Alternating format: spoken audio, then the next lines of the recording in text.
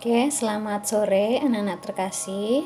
Bagi tadi yang ikut latihan core, Ibu akan menjelaskan kembali ya mengenai materi hari ini ya.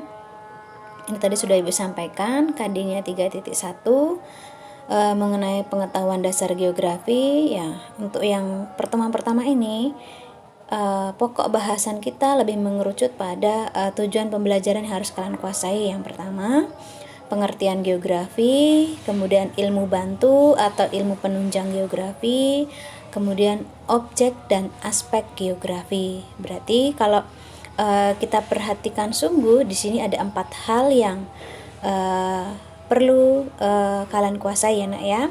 Ada pengertian geografi, kemudian ilmu bantu atau ilmu penunjang geografi, kemudian objek geografi, serta aspek geografi.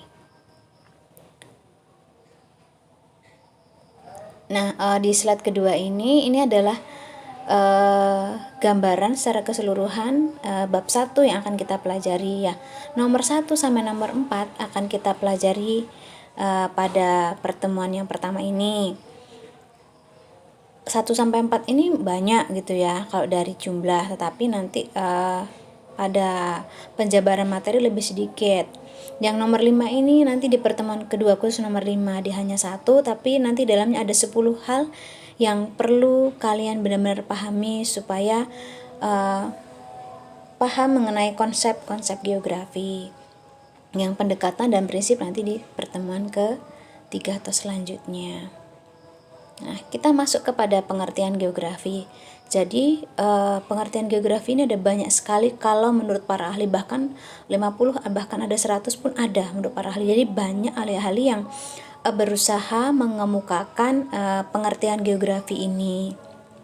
Nah, ahli-ahli tersebut mereka berani mengemukakan pendapatnya mengenai pengertian geografi berdasarkan penelitian yang lama, penelaahan yang lama, sehingga mereka berani mencetuskan pengertian geografi. Setiap ilmuwan yang mencetuskan pengertian ini, mereka semua memiliki cara pandang yang hampir sama, tetapi pada masing-masing pengertian, kalau kita benar-benar memahami, ada kelemahan dan kelebihan masing-masing seperti itu ya. Di sini Bu hanya kasih contoh 2 saja. Yang pertama menurut Immanuel Kant. Nah, perhatikan, menurut Immanuel Kant ini, geografi adalah ilmu yang objek studinya adalah benda-benda, hal-hal atau gejala-gejala yang tersebar dalam wilayah di permukaan bumi. Ini yang menurut Immanuel Kant, kita lihat dulu ya. Kemudian yang kedua menurut Pintarto, mengemukakan bahwa geografi adalah ilmu pengetahuan yang mencitra, menerangkan sifat bumi, menganalisis gejala alam dan penduduk, serta mempelajari corak khas mengenai kehidupan dan berusaha mencari fungsi dan dari unsur bumi dalam ruang dan waktu. Nah, perhatikan, kalau lihat dari pengertian ini, kita sudah bisa mengambil kesimpulan ada kelemahan dan kelebihan di masing-masing pengertian ini ya. Yang paling mencolok adalah kelebihan. Nah, di mana kalau di Pintarto itu mereka lebih pengertiannya lebih menyeluruh, lebih jelas ya, bahwa memang di permukaan bumi ini tidak hanya objek studinya benda-benda, hal-hal atau gejala yang tersebar, tapi ada hubungan timbal balik ya kan, ada hubungan saling ketergantungan di sini ya, ada banyak sekali.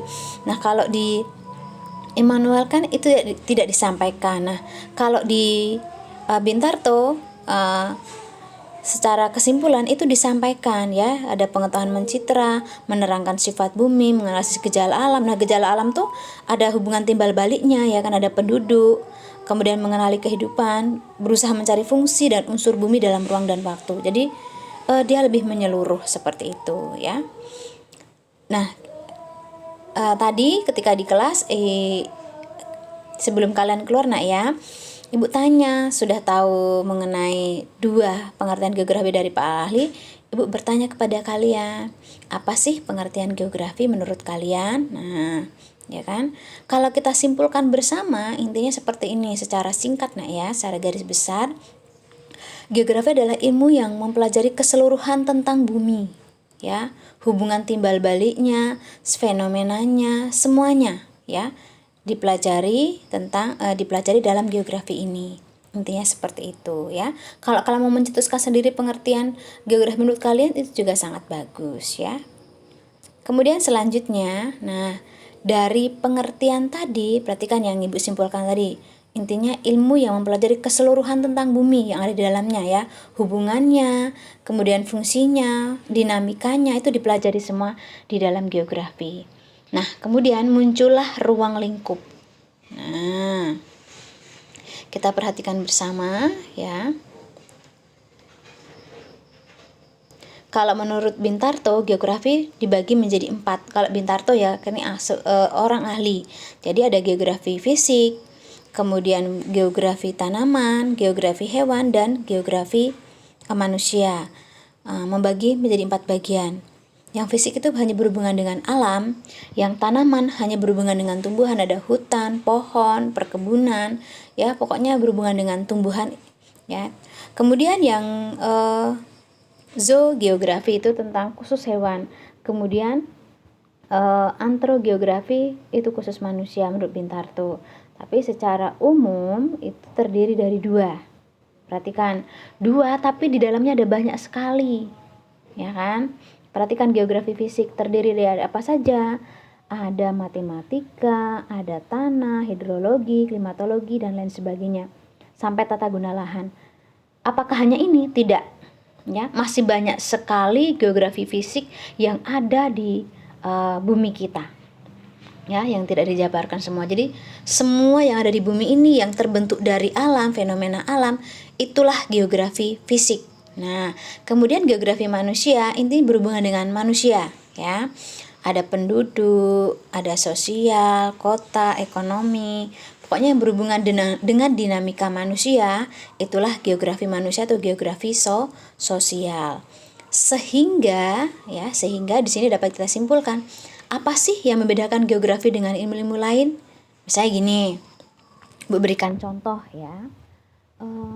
Misalnya di biologi itu kan mempelajari hewan, tumbuhan, dan manusia, bio ya, makhluk hidup seperti itu. Apakah di geografi mempelajari hewan, tumbuhan, dan manusia? Iya, ada juga ya geografi yang mempelajari tentang manusia, hewan, dan tumbuhan. Apakah geografi ada matematikanya? Iya, ada. Apakah geografi mempelajari tentang kehidupan sosial manusia seperti sosiologi? Iya, ada. Jadi geografi itu mempelajari semuanya tetapi hanya secara umum. Nah, kalau misalnya tadi seperti mapel biologi, dia lebih spesifik mempelajari bagaimana kondisi fisik dari hewan, tumbuhan, dan manusia. Misalnya manusia dari cara mereka bereproduksi, anatomi tubuh, dan seterusnya, seperti itu ya. Nah, kalau di geografi nggak sedetail itu, mereka hanya secara umum seperti itu. Jadi kita simpulkan bersama, apa sih yang membedakan geografi dengan ilmu-ilmu lain adalah apa? Ruang lingkupnya, apa yang dipelajari. Karena apa? Di geografi semuanya dipelajari. Oke, ya, kita lanjut slide selanjutnya. Nah, cabang ilmu geografi atau cabang ilmu penunjang pendukung geografi ya. Nah, di sini perhatikan ya pada gambar sebentar yang samping ya. Pada gambar lingkaran ini ada aspek fisik dan aspek sosial ya, ada aspek fisik dan aspek sosial. Yang fisik yang seperti Ibu katakan tadi hanya berhubungan dengan alam ya. Ada geologi, biologi. Kalau biologi itu tentang makhluk hidup, geologi tentang lempeng bumi, tentang batuan, tentang tanah, tentang gempa bumi, pokoknya tentang hal-hal yang kita injak ya, supaya kita mudah mengingatnya. Yang kita injak ya, tanah, batuan, gunung berapi, gempa bumi, itu semua berhubungan dengan geologi. Kemudian meteorologi khusus mempelajari tentang, perhatikan ya, meteorologi dan klimatologi ini mempelajari tentang cuaca dan iklim. Nah, kemudian hidrologi khusus perairan darat, sungai, danau, rawa, waduk, bendungan itu dipelajari dalam hidrologi. Kalau oceanografi apa bedanya? Perairan tapi khusus daerah laut saja. Kemudian astronomi Astronomi itu ya khusus perbintangan, kemudian planet ya, luar angkasa. Kemudian ada geografi matematika, ada sejarah ya, ada politik. Nah, maaf, yang sejarah dan politik itu yang sosial ya nak ya. Nah, yang fisik tadi hanya dari biologi sampai astronomi, karena perhatikan gambarnya. Kemudian yang aspek sosial ada antropologi yang mempelajari tentang etnografi, kemudian tentang ras manusia, persebaran penduduk dan seterusnya. Apa bedanya dengan sosiologi Bu? Hampir mirip ya, hampir mirip. Ada geografi ekonomi, ada geografi politik dan geografi sejarah. Apakah hanya yang ada di lingkaran ini? Tidak, ada banyak sekali. Ini hanya contoh kecil yang Ibu berikan. Nah, di samping ini itu ada cabang-cabang ilmu geografi yang sering masuk ke dalam istilah soal. Nanti pada soal nggak akan menjabarkan seperti yang sehari-hari nak ya, tetapi menggunakan istilah yang pertama. Nah, geomorfologi, apa artinya sih geomorfologi itu? Geomorfologi adalah ya ilmu yang mempelajari tentang bentuk-bentuk muka bumi, tinggi rendahnya permukaan bumi. Jadi gini, bumi kita itu kan nggak datar ya. Nah, yang pertama tadi geomorfologi nak ya. Nah, kemudian yang kedua ada geologi. Geologi sudah seperti Ibu sampaikan pada lingkaran di samping, bahwa khusus mempelajari tentang tanah, lapisan bumi, lempeng bumi, gunung berapi, gempa bumi, itu dipelajari dalam ilmu geologi. Kemudian klimatologi khusus mempelajari tentang iklim saja. Kemudian oceanografi hanya tentang perairan laut ya, tentang laut. Kemudian biogeografi, bio itu namanya asal kata dari bio, yaitu makhluk hidup, hewan dan tumbuhan. Kemudian kartografi khusus mempelajari tentang peta. Hidrologi mempelajari perairan yang ada di daratan ya, seperti Ibu sampaikan, seperti rawa, danau, sungai, itu dipelajari dalam hidrologi. Kemudian meteorologi khusus mempelajari tentang cuaca. Dan yang terakhir antropologi, mempelajari tentang dinamika kependudukan.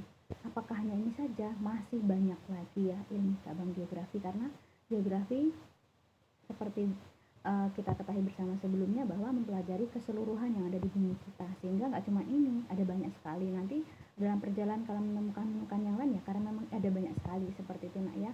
Yang Ibu berikan ini hanya yang sering masuk dalam soal-soal, nanti tidak menggunakan lagi bentuk-bentuk muka bumi, tinggi rendahnya permukaan bumi, tapi sudah menggunakan kata geomorfologi seperti itu ya. Kemudian kita lanjutkan slide selanjutnya. Ada objek geografi ya, objek geografi. Dua hal tadi sudah kita pelajari mengenai pengertian geografi dan ilmu penunjang ya kan. Dari pengertian tadi kita tahu geografi sangat luas sehingga memiliki banyak ilmu penunjang. Kemudian yang ketiga yang harus kalian kuasai adalah objek geografi. Nah, objek geografi ini bagi menjadi dua, objek material dan formal. Nah, secara singkatnya ya, objek material adalah objek-objek yang dipelajari di geografi. Perhatikan ya, lingkaran besar ada geosfer. Geosfer itu keseluruhan yang ada di bumi kita ya, namanya geosfer. Terdiri dari apa saja? Atmosfer tentang udara, litosfer tentang tanah, lapisan bumi, hidrosfer tentang air, biosfer tentang flora dan fauna, antroposfer tentang manusia. Kok agak beda-beda dari yang tadi Bu? Ada litosfer, ada geologi, apa bedanya gitu kan? Mereka hampir mirip, cuman kalau litosfer ini lebih sempit nak ya, lebih kepada lapisan bumi seperti itu, lebih ke tanah. Tapi kalau geologi itu sudah menyeluruh ya, lempeng, gunung berapi dan seterusnya, itu menyeluruh ya untuk geologi. Hampir mirip ya seperti itu. Ini karena luasnya ilmu geografi sehingga kadang kita menemukan istilah-istilah yang berbeda seperti itu. Nah, ulang lagi, objek material adalah objek yang dipelajari. Apa yang dipelajari ya? Semuanya yang ada di bumi ini dipelajari seperti itu ya. Nah, kemudian objek formal adalah cara mempelajarinya. Jadi singkatnya, objek material adalah objek yang dipelajari, objek formal adalah objek yang cara mempelajarinya, seperti itu. Nah, kalau kita lihat pada bagian di bawahnya juga sama ya, objek material cara adalah yang dipelajari, objek formal adalah cara mempelajarinya. Cara mempelajarinya bisa berbagai cara ya, bisa menggunakan pendekatan ke ruangan, ke lingkungan, ataupun ke wilayahan. Seperti itu. Nah, berdasarkan objek formal, saya ingat ya, tadi objek formal adalah cara mempelajarinya. Nah, untuk mengetahui satu peristiwa, bagaimana sih caranya untuk memahami peristiwa tersebut? Nah, muncullah pertanyaan 5W1H. Pasti sudah tidak asing ya, Nak ya. Bisa dibaca sendiri, apa, kapan, kemudian di mana, kemudian mengapa, siapa, dan bagaimana. Nah, kita lihat langsung ke contohnya ya, Nak ya. Kalau di kelas tadi, Ibu menyampaikan ke teman-teman bahwa ditulis dulu, kemudian dibuat sendiri, belajar membuat sendiri, merangkai 5W1H-nya. Tapi di sini langsung Ibu sampaikan saja ya, Nak ya. Nah, contohnya seperti ini. Nah, akibat berkurangnya daerah resapan air mengakibatkan terjadi banjir di Kota Bengkulu pada bulan Juni 2022, mengakibatkan rumah-rumah tenggelam dan menimbulkan berbagai penyakit. Nah, kita buat 5W1H-nya dari peristiwa banjir di Kota Bengkulu pada bulan Juni tahun 2022. Bagaimana 5W1H-nya? Nah, perhatikan apa yang terjadi, peristiwa banjir. Kemudian kapan terjadinya? Juni tahun 2022. Kemudian di mana? Di Kota Bengkulu. Mengapa? Nah, mengapa bisa terjadi? Ya kan, berkurangnya daerah resapan air. Atau ada jawaban lain yang kalian ketahui selain dalam kalimat di sampingnya ini? Kalian tahu, oh ternyata nggak cuman berkurang daerah resapan air, boleh kalian tambahkan. Karena apa? Misalnya manusia membuang sampah sembarangan, atau hujan yang terus menerus sehingga pada debit air naik, juga boleh seperti itu. Nah ya. Kemudian selanjutnya siapa? Siapa yang terdampak? Bisa jadi ya pertanyaan, siapa yang terdampak? Nah, masyarakat. Atau siapa yang menyebabkan banjir tersebut terjadi? Ya, bisa masyarakat juga, bisa pelaku pembangunan, karena nggak memperhatikan lingkungan sekitar, asal membangun sehingga daerah resapan air berkurang, seperti itu. Jadi fleksibel sebenarnya ya. Kemudian bagaimana? Bagaimana ini juga bisa berbagai macam pengertian. Misalnya yang satu, bagaimana banjir ini bisa terjadi, atau bagaimana cara pemerintah menanggulangi peristiwa ini juga boleh. Nah, di sini Ibu ambil yang pertama, bagaimana peristiwa tersebut terjadi, ya hujan sangat deras, resapan air berkurang, air tidak meresap ke bumi karena berkurangnya daerah resapan air, seperti itu. Nanti kalau kalian menjawab bervariasi, asal masih berhubungan dengan kalimat yang sedang dinyatakan, itu juga Ibu benarkan, gitu ya. Kita lanjut yang terakhir. Nah, aspek geografi. Perhatikan ya, sebelum Ibu tampilkan gambarnya. Aspek geografi itu dibagi menjadi dua, ada aspek fisik dan aspek sosial. Nah, aspek fisik, perhatikan ya, penekanan pada aspek fisik itu alam yang bergerak, alam yang aktif, alam yang membuat. Sekali lagi ya, aspek fisik ya, penekanan dari aspek fisik adalah alam yang bergerak, alam yang aktif, alam yang membuat.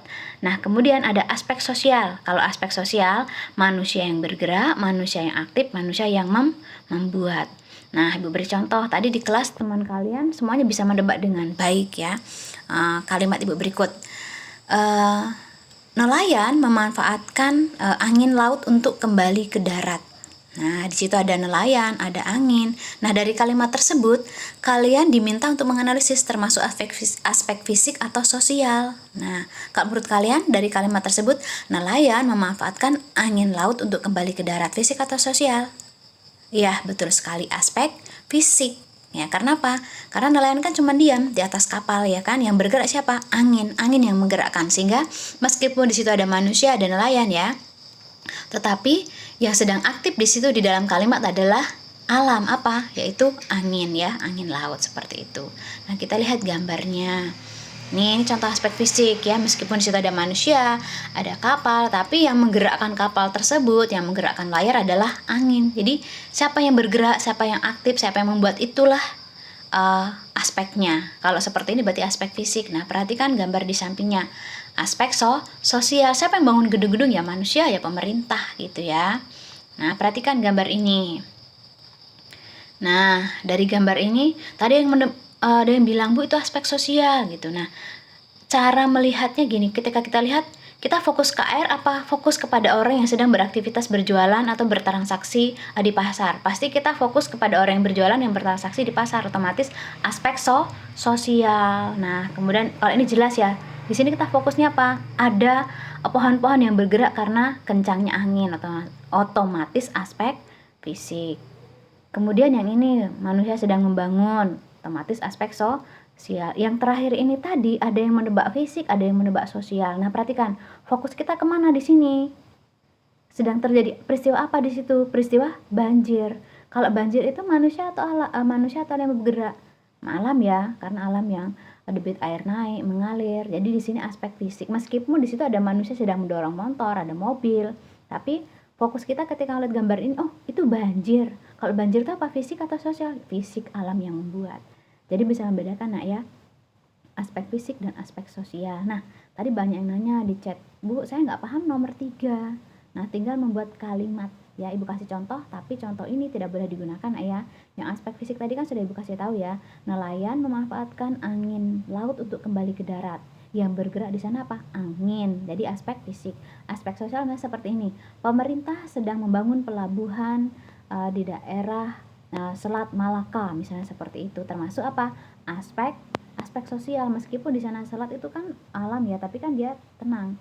Yang bergerak di sana pemerintah sedang melakukan pembangunan. Pokoknya misalnya pemerintah membangun jembatan, pemerintah membangun jalan, ya kan, ibu menjemur pakaian. Pokoknya kalau alam yang bergerak, manusia yang bergerak, otomatis aspek sosial. Seperti itu nak ya. Apakah sampai di sini paham? Nanti kalau ada yang belum paham boleh ditanyakan dengan ibu ya melalui chat. Terima kasih, selamat malam, selamat mengerjakan tugasnya.